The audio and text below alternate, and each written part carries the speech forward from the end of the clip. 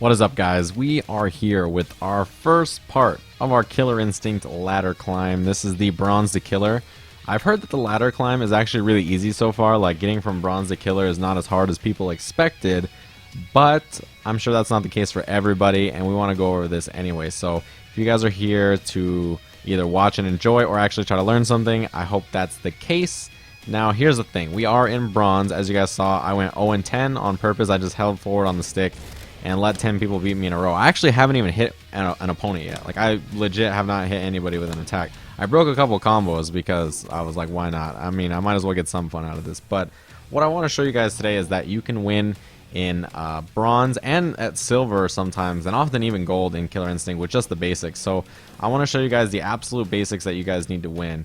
The first thing is you have to know how the combo system works. If you guys don't know how the combo system works, you have to play dojo mode or just mess around with the game and learn how the combo system works before any of this. Understanding the combo system is really important. In Bronze, if you can only break like heavy things on reaction and maybe some shadow moves, then that's totally fine. You don't need to know much more than that. But you know, at Bronze, the people you play against will not know a ton about the game, a ton of how to break, or they won't do super advanced combos.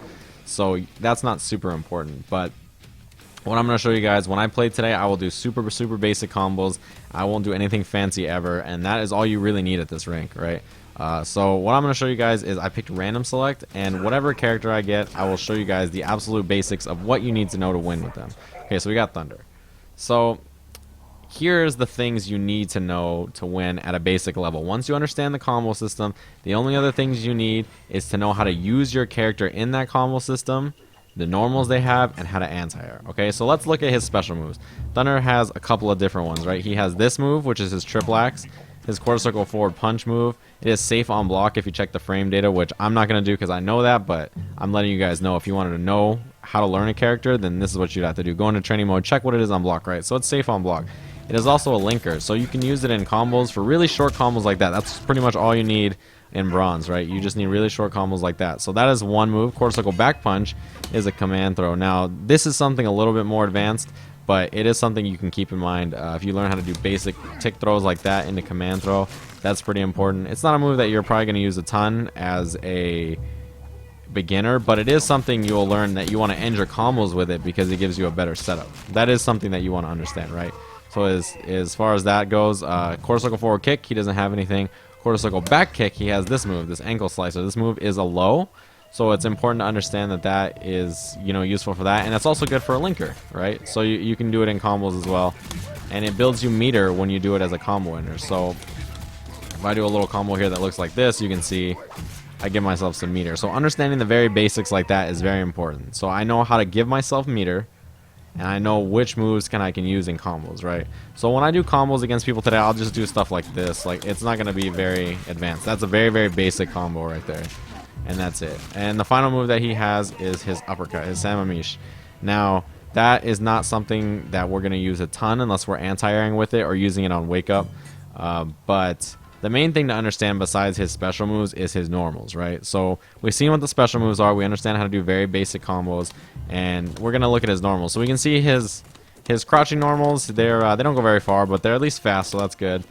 His medium kicks look really good. They reach pretty far. Standing fierce goes pretty far, it seems. Crouching fierce looks like an anti-air, which is good. We're gonna get into that. And his sweep goes pretty far too. So that's good to know. His jumping attacks, that jumping heavy punch looks really good. Jumping heavy kick looks like it might be good too. Jumping medium kick maybe crosses up. Okay, so it does. So we've learned the basics, right? This is all you really need, guys. The very basics. So the other thing you need to know besides this is if it anti-airs. Like, that is 100% for sure. No matter what level of the game you are, you need to know how to anti-air. Like, that is basics, right? Because everybody's going to jump.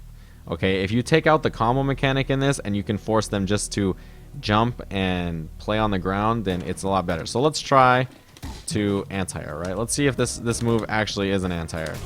Okay, so it seems to be doing an okay job of anti-airing. We're 3 for 3 so far. I'll try to do it a little later. Okay, so it seems like it works, right? So the main thing in Killer Instinct is you don't want to just anti-air. You want to cancel your anti-air into something, because almost every character can cancel their anti-air into something and get something else. So let's try a couple of different things. Let's try his spin, or his uppercut, excuse me. So uppercut seems like a pretty good idea. It gives him some extra damage. So let's try his ankle slicer.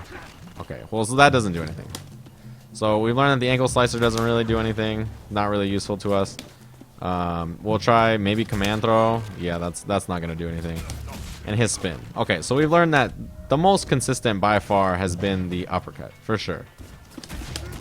So we can do that for 12% anti-airs, which is really, really good. Now, you can do the same thing with Jago. Let's say that I am playing as Jago and I wanted to learn what my anti-air is, right? So if I'm Jago, I might use my crouching fierce because it goes up, and then I can cancel my crouching fierce into maybe a fireball or something like that. And that is what you want to do. So understanding that the anti-airs in Killer Instinct aren't just buttons, they're things that you can cancel into for more damage or more setups or something like that. That's really important because almost every character in KI is like that. So those are the basics. We have covered the absolute basics, right? And because I just picked Thunder and I got him in random select, I will play the first match as Thunder, just to show you guys what I mean, and I'll use only the basics. So let's play our first match ever for this rank. Okay, let's hop right into this.